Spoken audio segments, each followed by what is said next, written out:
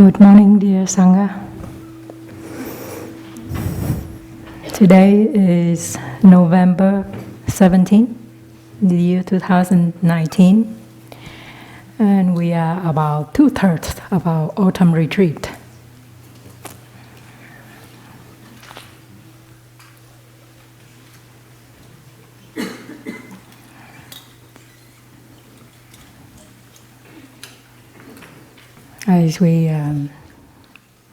As we drive from New Hamlet to Upper Hamlet, we see many trees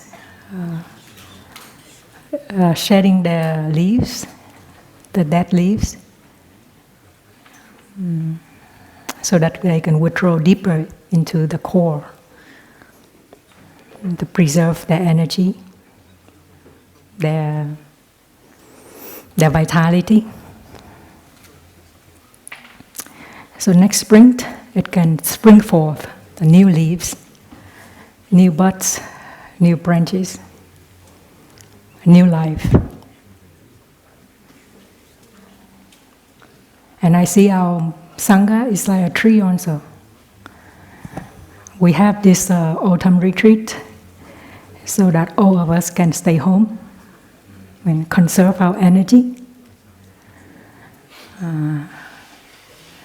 to take care of our members and to nourish each one of us.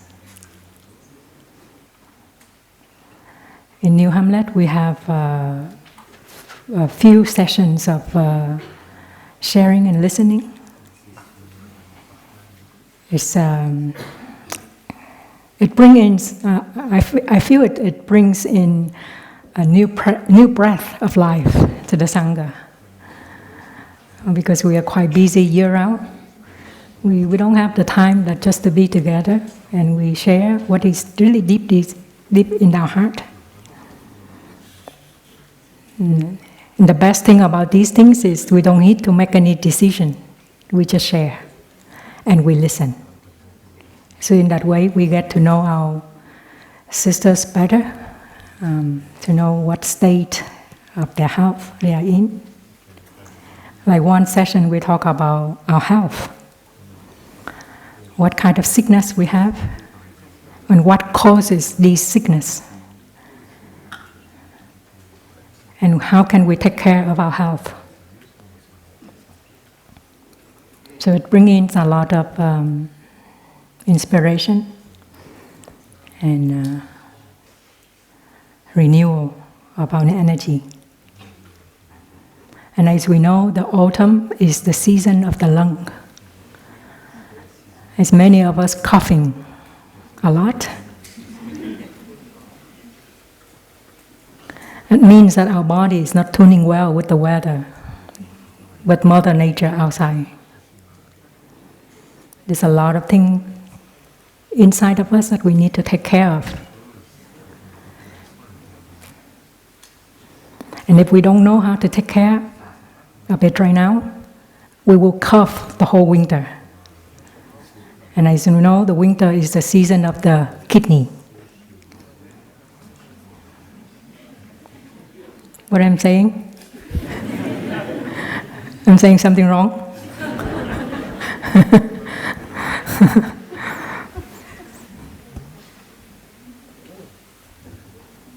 As a monastic Sangha, we stay home for the whole 3 months in order to take care of that flame within us. Because we need to keep it warm for the whole long winter.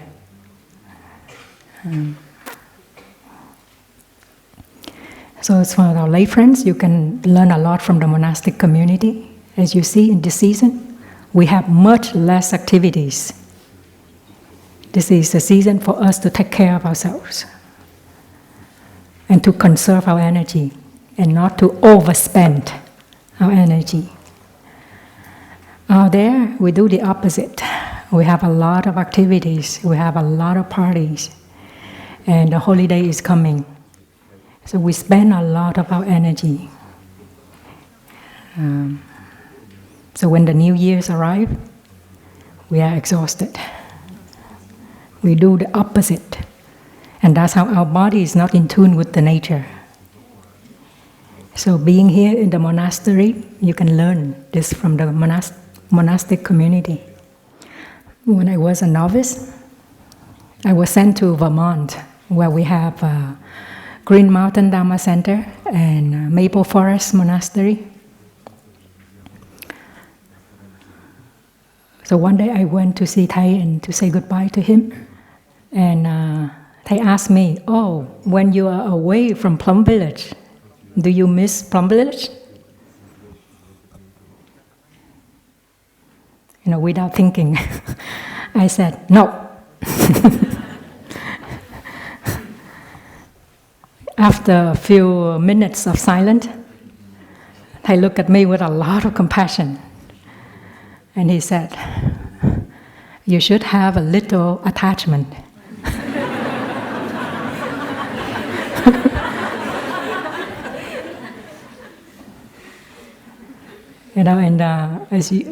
As a novice, when you look at the Zen master, anything come out of the Zen master is very Zen.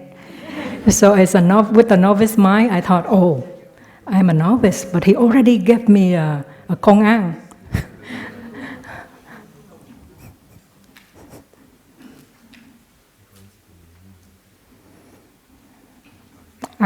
To be honest, I really don't understand. So today we will explore together what we call the physiology of love.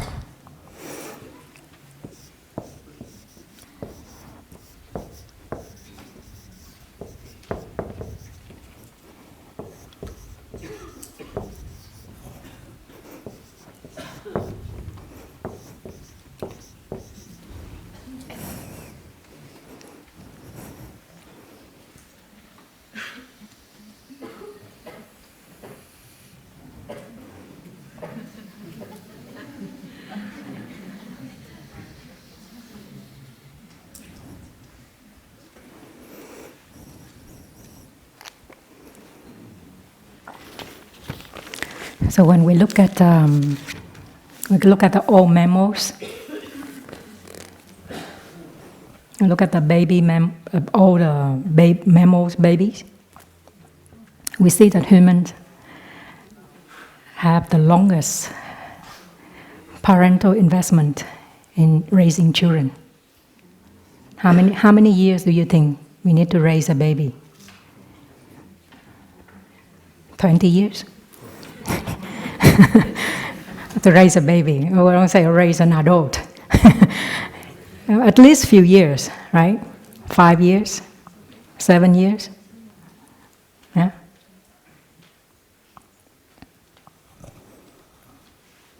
And if we look closely, we see that the physiological balance of the babies depend very much on the love that they receive from their parents, right? In Hong Kong, we have a Malaysian sister. She said that when she was a baby, her mother breastfed her for 2 years. So when she moved to Hong Kong, we live under the same conditions, but somehow she can withstand the weather much better than us. The weather in Hong Kong is very unpredictable. It's very windy and very stormy. And we have seasons of typhoon when storms come and leave a path of destruction behind.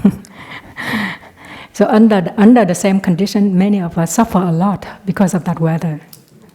But that sister, somehow, she have the strength to withstand that kind of weather and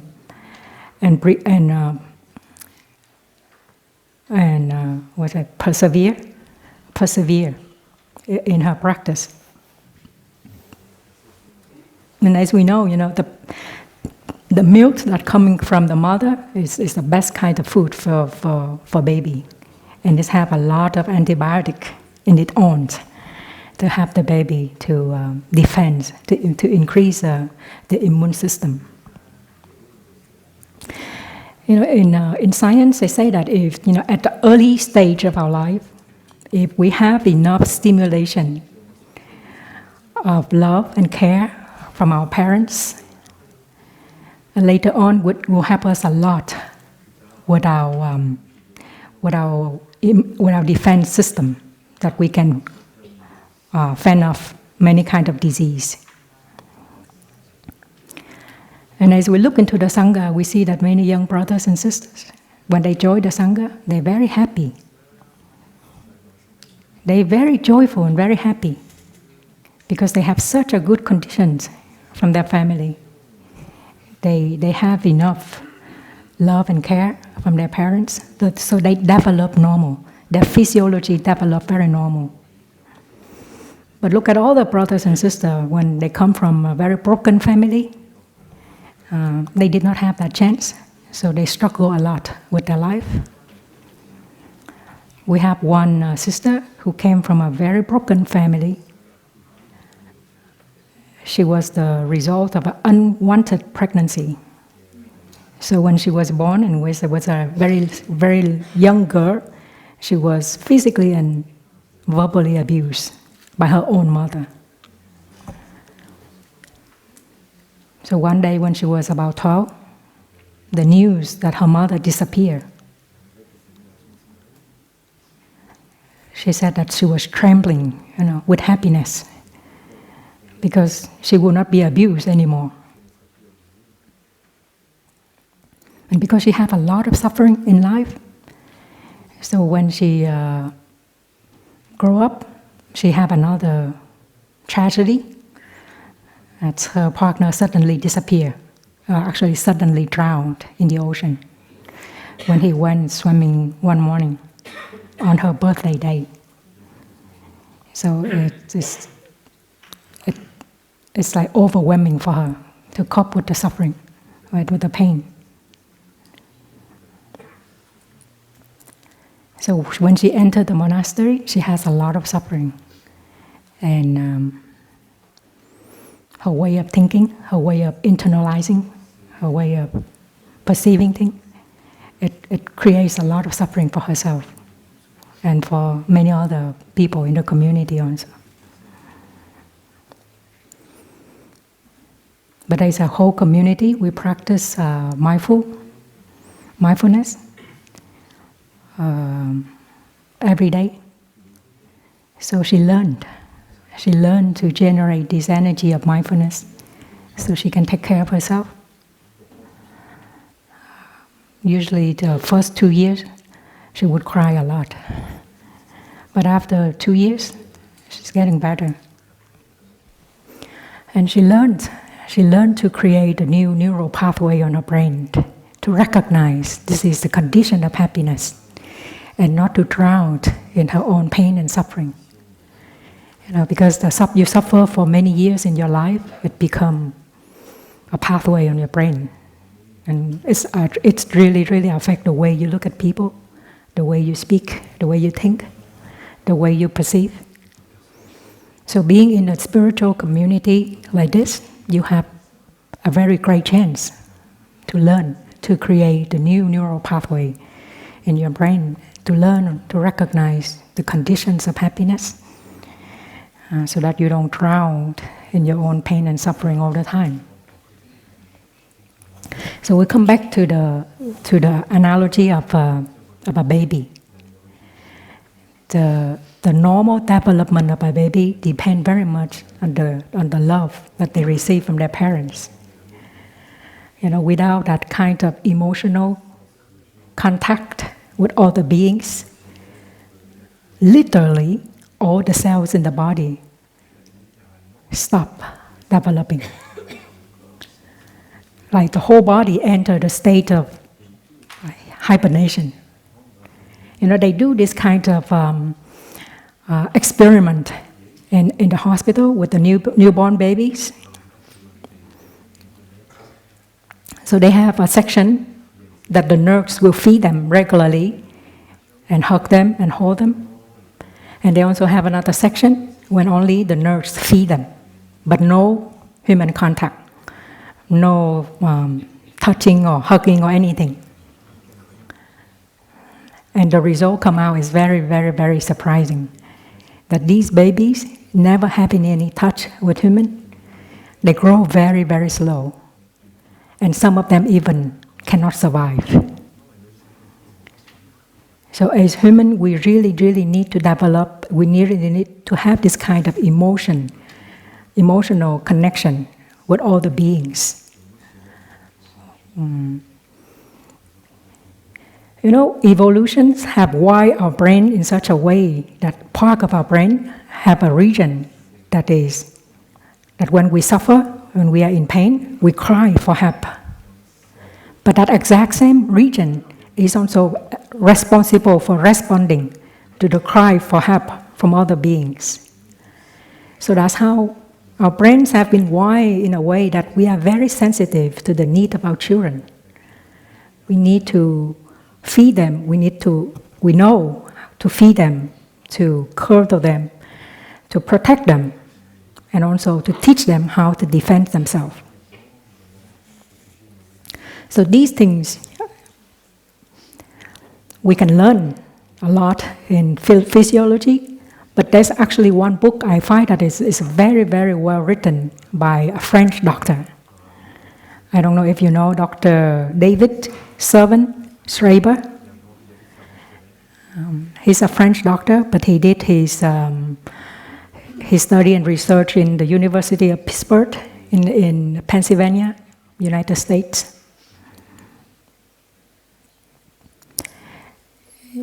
He did the research on brain because he's also a neuroscientist. So he have people who volunteer to be tested for their brain. So one day, the people supposed to be there for the scan of their brain, they didn't show up. So his colleagues asked him, "Why don't we scan you?" So they scanned his brain. And they found out that he has tumor in his brain. And it's developed into cancer. So he really fight for his life with this kind of cancer. And he wrote a very good book, Healing Without Freud or Prozac. It's in French and in English. So in this book, I learned so much about physiology. And it's so interesting to learn about physiology and not so dry and so bored when you learn about this subject.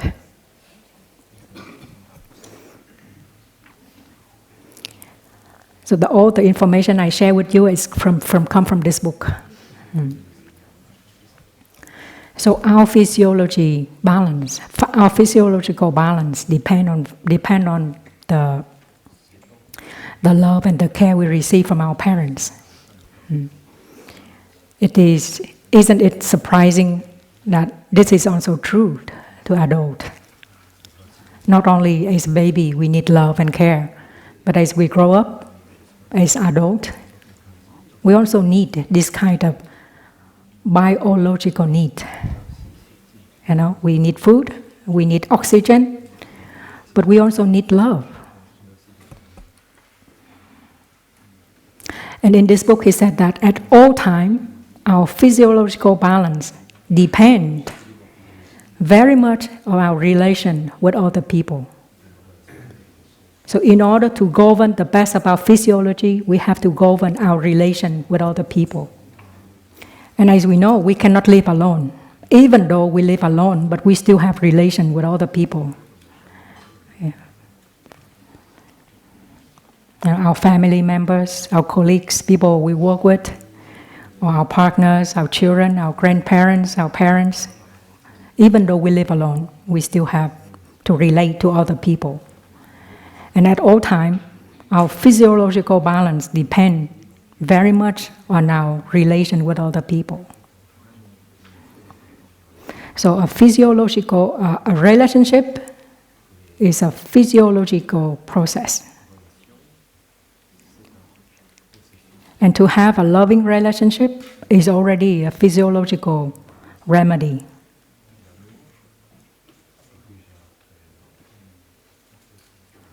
When we look at all the trees out there, they need sunlight in order to grow.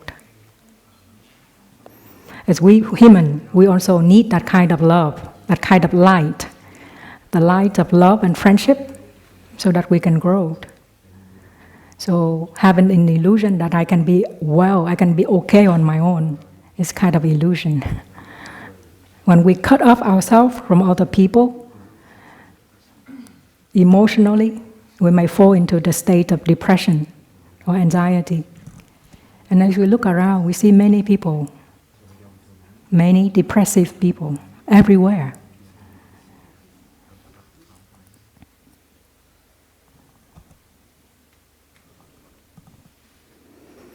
So to come to the monastery like this is a really great chance for us to learn to reconnect ourselves with ourselves first. To know that all the longings,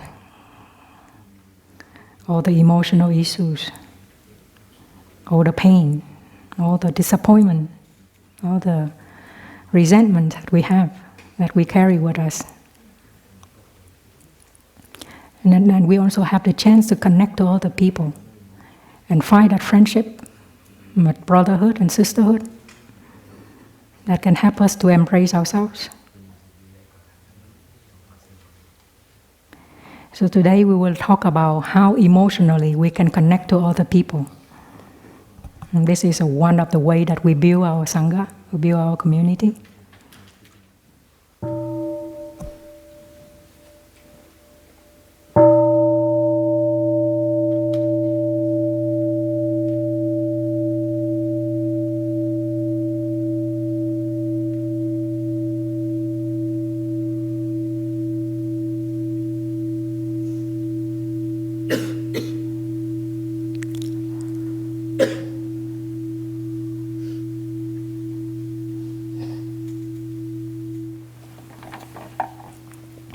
So when we talk about communication,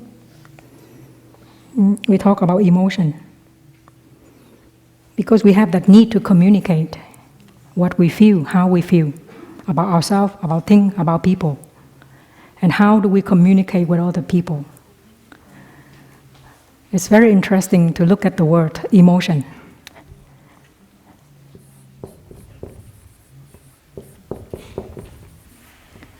Motion is to move.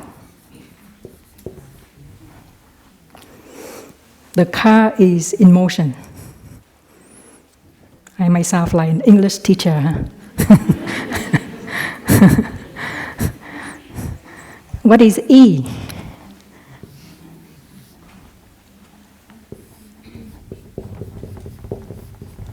E is like exit. Exit, that means out. Right? No? So emotion, that means that we have to move out. Right? Because if we don't move our emotion out of our system, then the emotion will do the moving for us. How? They will move, they will accelerate the mass in our body. And the self will move in a way that it can form a pattern of sickness. You know, we're talking about the organs in our body. We have 5 major organs, right? The heart, the lung, the liver, the kidney, and the spleen. And each one of them associate with one emotion. So what is the emotion that associates with our heart?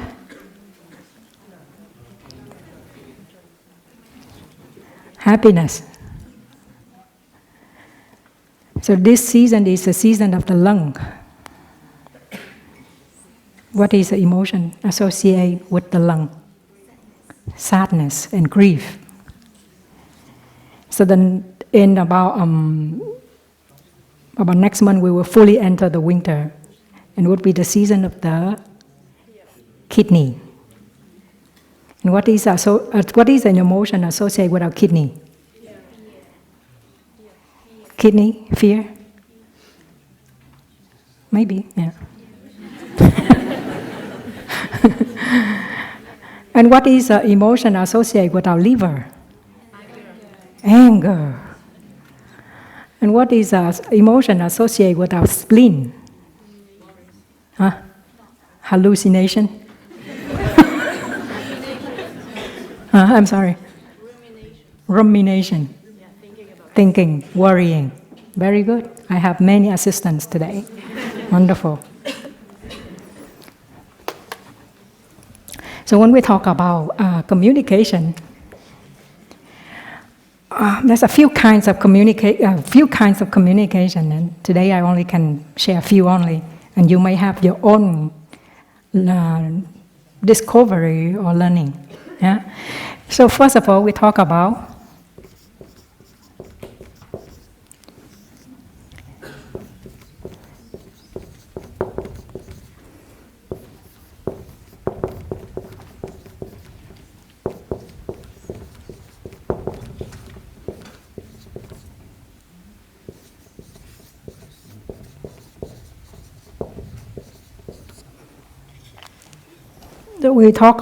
aggression, very aggressive communication.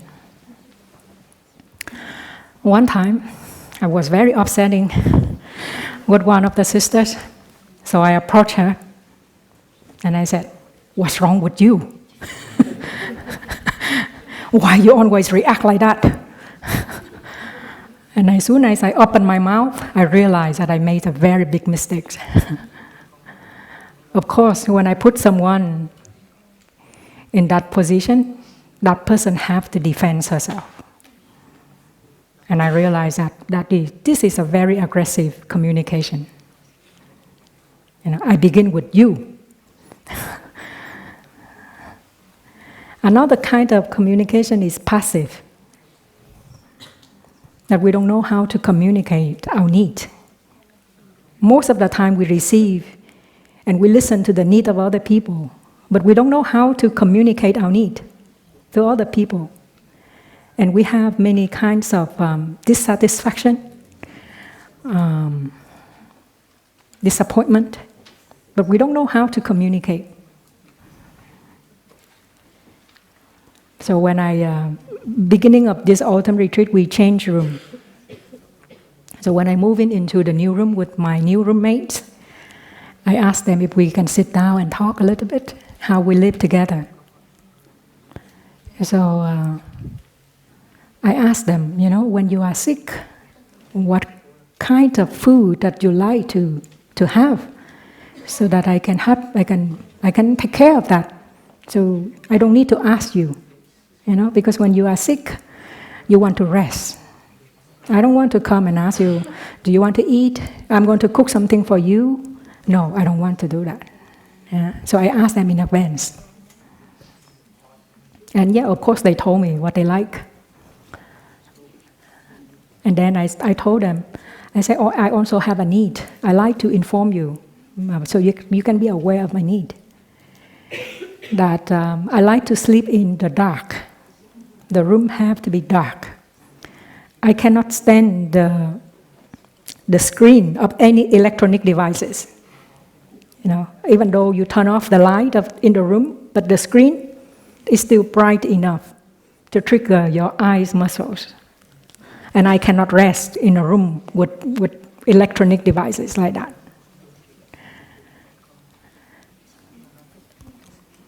So when we share together like that, I think it is very, very helpful that each one of us, we can be aware of the needs of ourselves and the need of other people.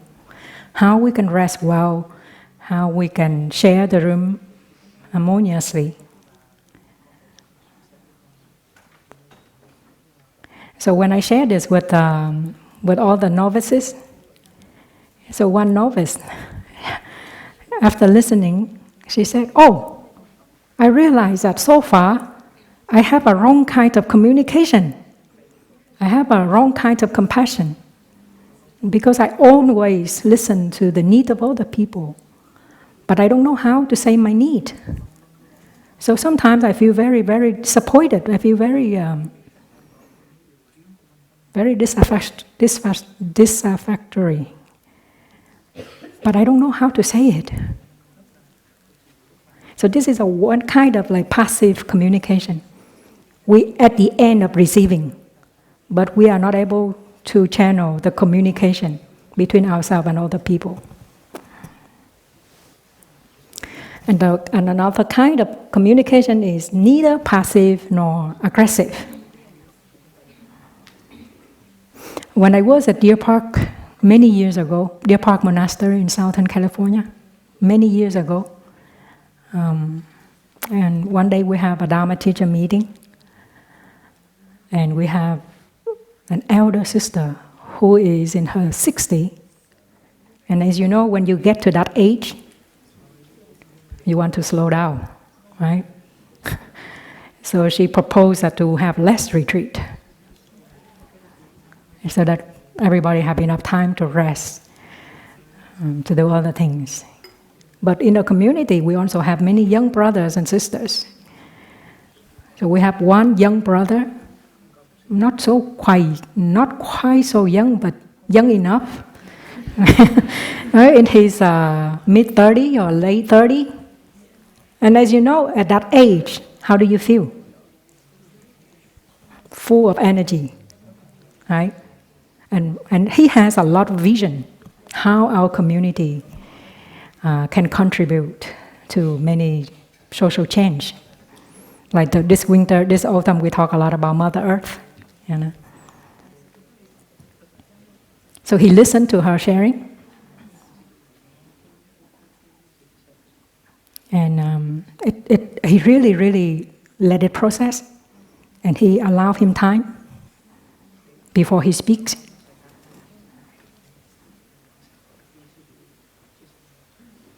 So when he shared, he said that, I'm a little bit nervous right now because I'm going to share with you how I feel.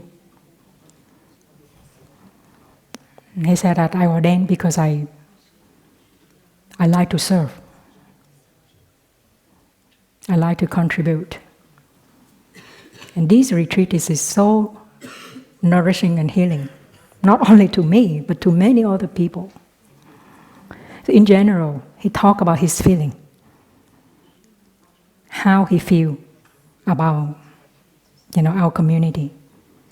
So the whole time of his sharing, he talked about himself, his feeling. But he didn't say anything about you, about the other sister. So he's a kind of, I find that he's very authentic because he's open and he shares his feeling. He's very honest to share his feeling. And then when I sit in the meeting and I listen to the sharing, I feel that this is a very nice way of communicating. You listen to other people, but at the same time, you have a chance to share how you feel without attacking other people. We don't need to attack other people in order to raise our voice or our concern or our point. Do you see the point? So I was very impressed, with the way he presented himself and the way he shared. It helped all of us to see it's not really important of what we say, but how important it is how we say it, how we communicate with one another without hurting other people. But at the same time, we can say very clearly our need and our feeling. I think this is really an arc of communication.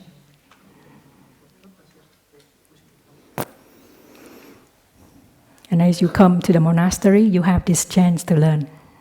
We see the brothers and the sisters, we interact. We have to work together. We have to communicate. And we learn how to communicate. Because in our community, we are divided into a smaller groups, our room, our rotation team, our responsibility, our mentor-mentee, our classes. So always we have chance to be with other people. And this is how we learn to communicate. And because we say, when we have emotion and we don't know how to communicate, we keep that emotion inside of us. And we feel disappointed we feel fed up, we feel that this place is this is not right place for me, and we may look for other places because we have difficulties with people. We don't know how to communicate, and we think of leaving, go to other places when we don't have these people. But yes, when we go to other center, we have to work with people, we have to live with people, and we may have the same kind of people, just as ourselves. We not fully understand ourselves with all our potential and our shortcomings.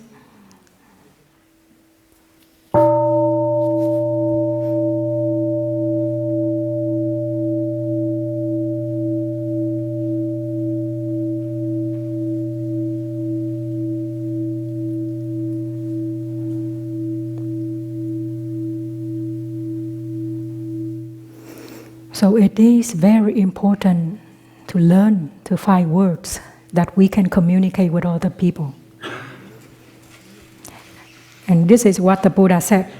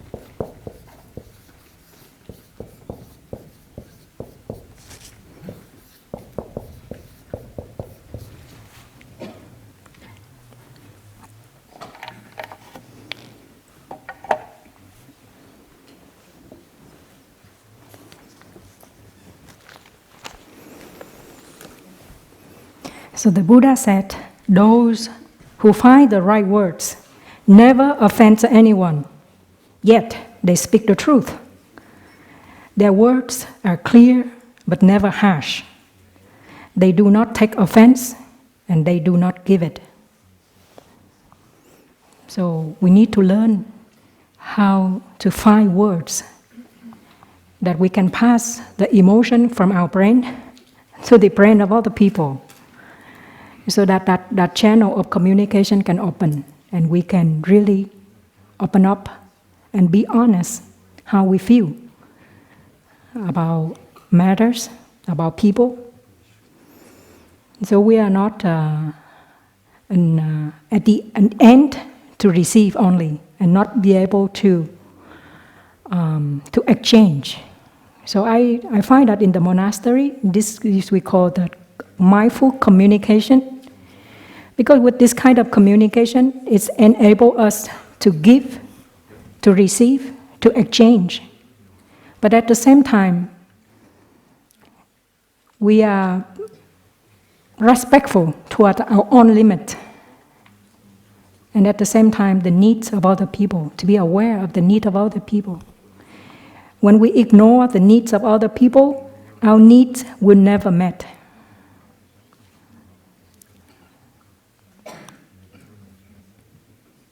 So that is a way of speaking, How about listening?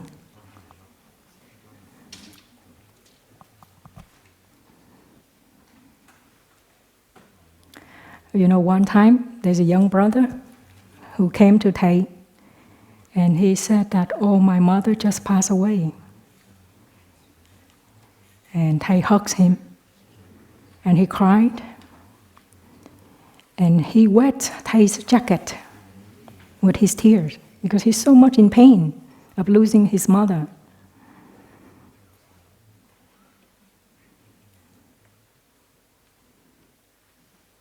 And after that he shared, you know, even though Thầy did not say anything, he just hugged him, but he felt so much relief. He felt that you know, there's someone he can come to and tell that person the news, and that person is able to embrace him. So do you remember when you were young, when you fell, or when you hurt yourself? What do? You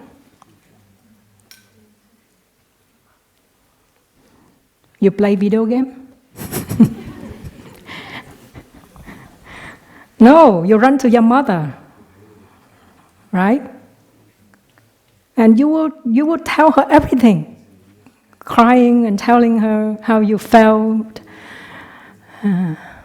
And with her kiss, you feel right away you're okay. And you stop crying. And you run out and play again. Is that right?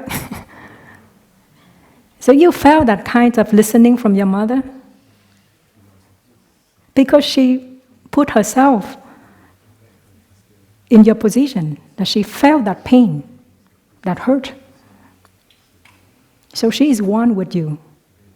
So this quality of listening is something we really need to relearn, you know, from our mother.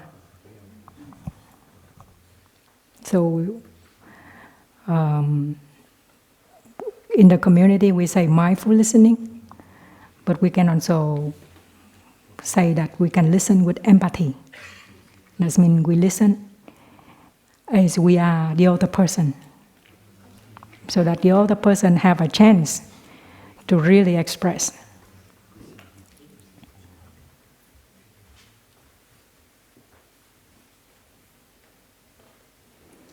Most of the time, when I'm in the position that I have to listen to other people, either for consultation or for the younger sisters or brothers, when they have something they like to share, I listen to them.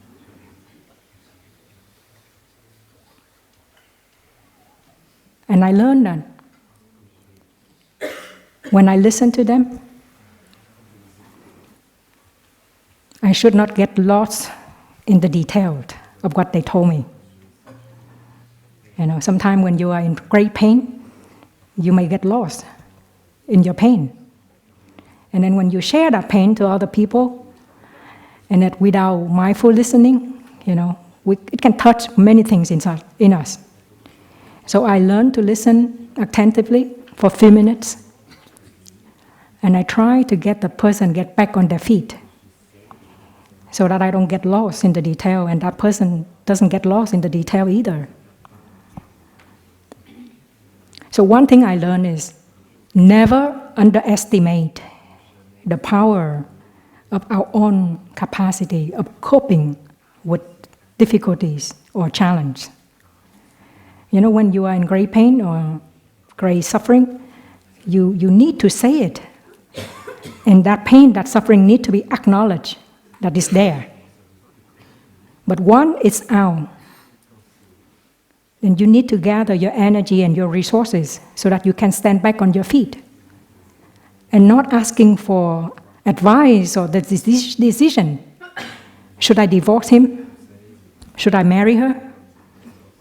These decisions we have to make for ourselves. We cannot just ask for consultation and we expect that other people can make a decision for us. So I find that this kind of listening is very beneficial for both ways. Because even under the greatest challenge or difficulties, we can always go back and find that resource within us so that we can stand on our feet again. And the fact that we are here in the monastery, you learn. You need to go back to yourself. And not to go up here and ask questions every single time we have Q&A. We ask many times, but we don't really practice. So what is the need? We can give you half an hour answer, but if you don't put it into your daily practice, how can we help you? So sometimes, we refuse to answer not because we don't have any compassion, but actually, we really need to be firm. Because human, we have the nature to rely on other people. We all have this nature, this tendency. So we learn to listen in a way that we can help the person to get back on their feet. So I usually to ask, so how do you feel right now? So after sharing, your pain or your loss or whatever, you feel relief because somebody listened to you. And then when you are asked, how do you feel right now? Most of the time you feel, I still don't have the answer, but I feel better. Yeah? So then I usually ask, what is how the practice of walking meditation helps you? When you feel that you cannot think clearly, you cannot make decision, how that walking meditation can help you? And usually people will find the answer if they apply the practice. The best answer is come from within you. When we have Q&A, you can come up here and you can ask many questions. What we do is to share with you our practice. And you need to take that practice and use it. Just like when you work in the garden, you need tools. Without tools, you cannot plant or weed or something. So the practices are tools. And but the most thing is that about the practice of listening is that to feel the pain of the person. Just like our mother when she listens to us. When the person share and they feel that they have been hurt, that's what they need. They don't need the solution. We don't need to make decision for them.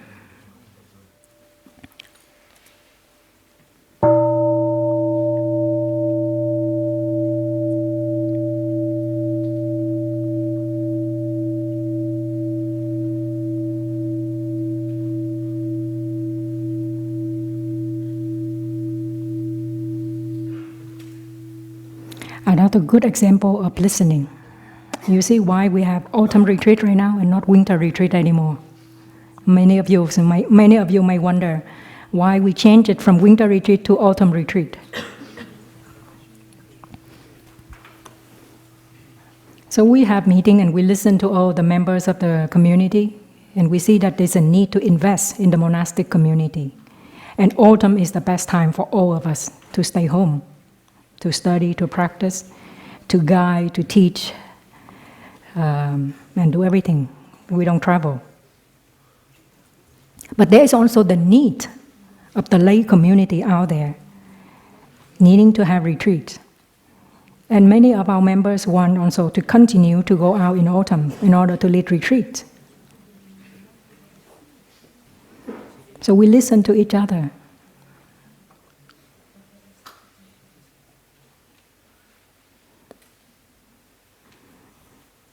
And we come up with a consensus that this is the best time for us to invest in ourselves so that we have the energy and the strength and the quality to serve continuously.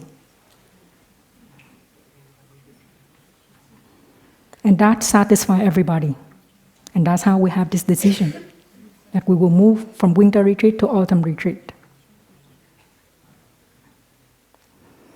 So the practice of listening is so crucial. It makes all members happy because we have our voice. And we know that people listen to us. Maybe our opinion may be not the best, but we're able to express ourselves. And we have that quality of listening.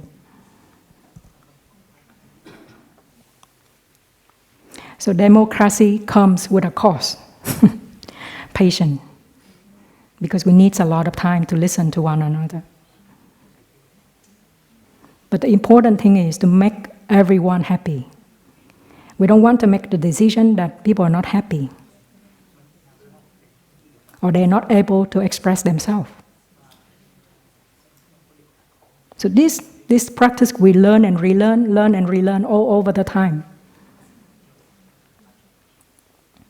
I want to talk about another aspect of communication. Communication is not all the time about talking and listening, but it's about learning how to take every single opportunity to deepen our relationship with other members of our family or community. Because as human, we need to relate to other people. And remember last week when Thầy Pháp Ứng, he talked about kinh chiều, that you yield so that you can please other people. I find that this practice this is how this practice strengthens our community and our relationship with people.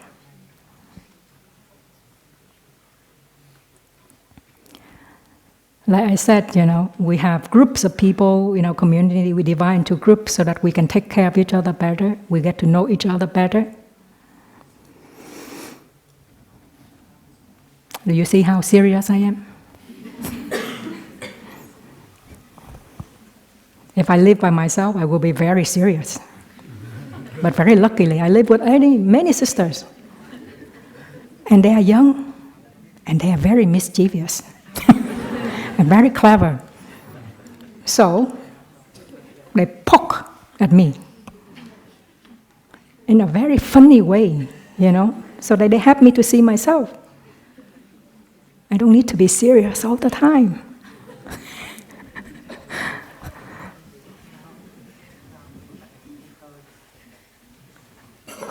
It's wonderful to have other people, see all the sides of myself and help me to see myself.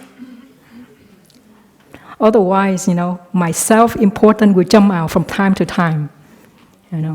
Oh, you don't tell me? You need to tell me.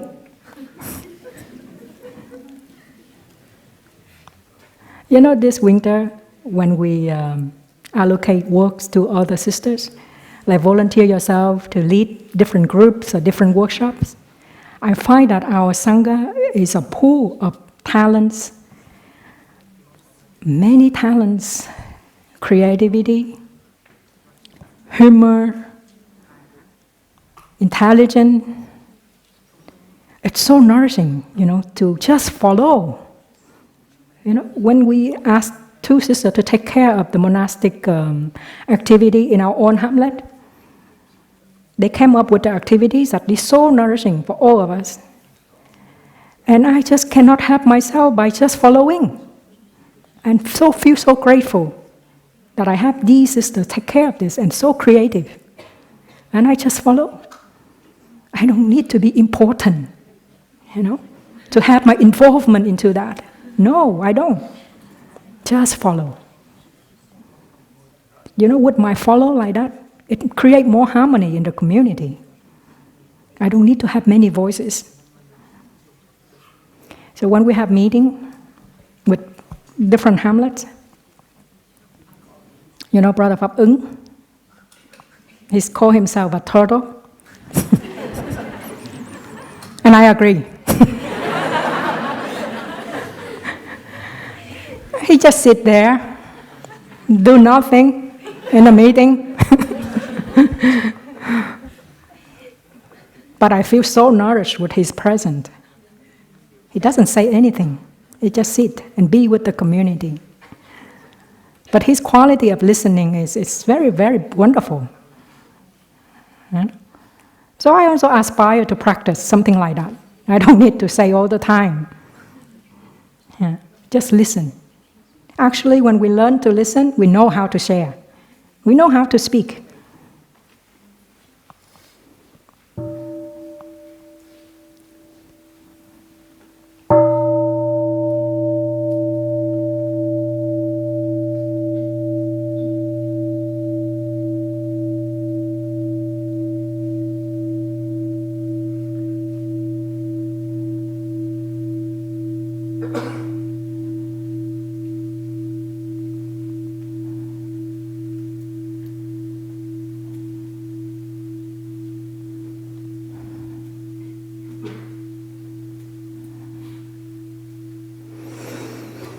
So to take every single opportunity to deepen our relationship with other people in the Sangha, in the family, in the community, is something we can practice every day. When I read the notebook of my mentees, one of them is 21 years old, very young. So when I read her notebook, I learn to see with her eyes as a 21 years old person and not of my own age. So I can really see her hope, her vision, her dream, her shyness, her shortcomings, and learning to see myself in her age. I can also see myself when I enter the community, how clumsy and how unmindful I was. I am actually, not I was. But the way they teach us that really, really inspire me. That I remember for the first 5 years of my monastic life, he actually never scolded me. Very, very patient and very, very compassionate. He's very much aware of his words. So he only inspire confidence in me and many other brothers and sisters. But he doesn't talk about my shortcomings. But what he does is, he reminds me of the practice of mindfulness, being a model for us. So many years later, when I finally can grasp the practice of mindfulness and be aware of myself, I recognize that how clumsy and how unskillful I was, actually. But the practice of mindfulness is really, really wonderful. It helps me to adjust myself. When I look at Thay, you see, I can adjust myself without being reminded by him or by other people. Because when I'm mindful, I can really see myself and I can adjust without being reminded. So Thay is very skillful in his way of teaching us.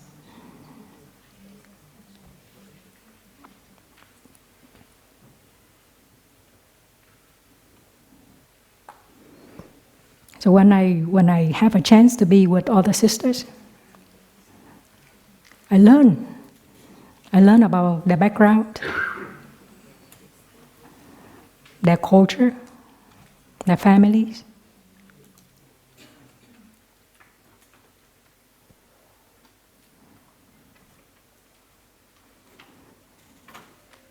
And it is so wonderful to see someone who entered the monastery at the age of 15. And 15 years later, you see that person grows into a beautiful, mature, young Dharma teacher. It's just like being parents. You see your children grow up. You see their personality unfold. Seeing young brothers and sisters enter the monastery and seeing how much emotional investment the community invests in us, and see how we grow, it's very rewarding. Like I said, our Sangha is really a pool of talent, of virtues, of creativity, of care, and of love.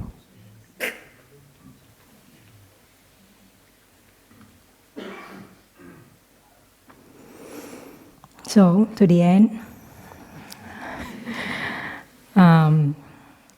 I want to say this one because I find that it's very resonating with me. Mark Zuckerberg, the founder of Facebook, he said something I find that is very resonating with me. The challenge for our generation is to create a world where everyone has a sense of purpose. Is that beautiful?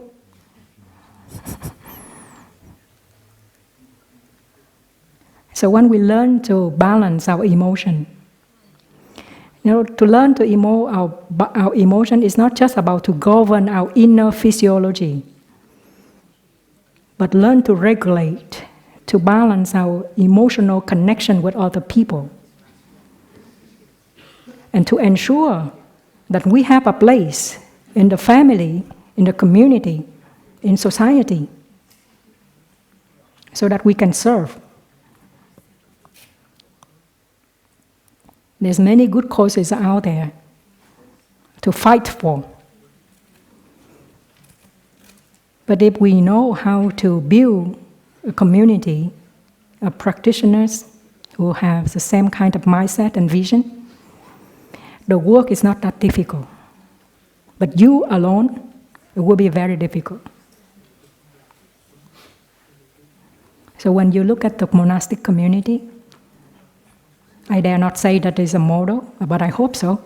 It's a model, so that you can go home and you can build your own group, or your own community, or your own sangha. So together, we can do many things and not be exhausted by the work we do. But while doing this work, we feel very nourished so that we can continue. But at the same time, we build friendship and relationship with other people. We don't sacrifice our relationship for work.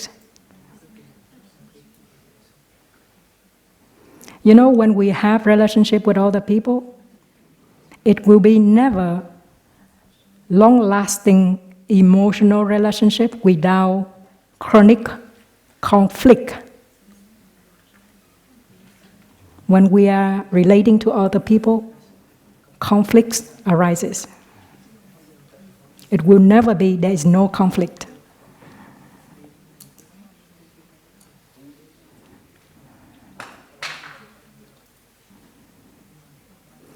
So if you see there is no conflict,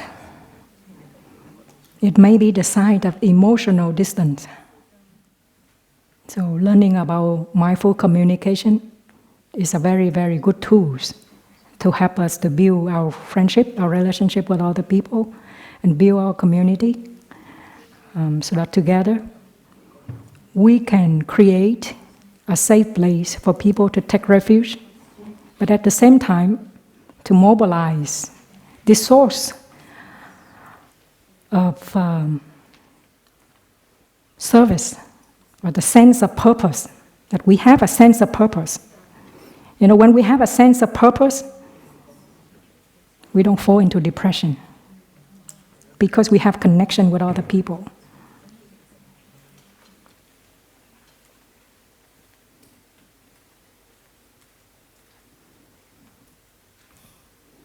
Maybe enough for today. Thank you.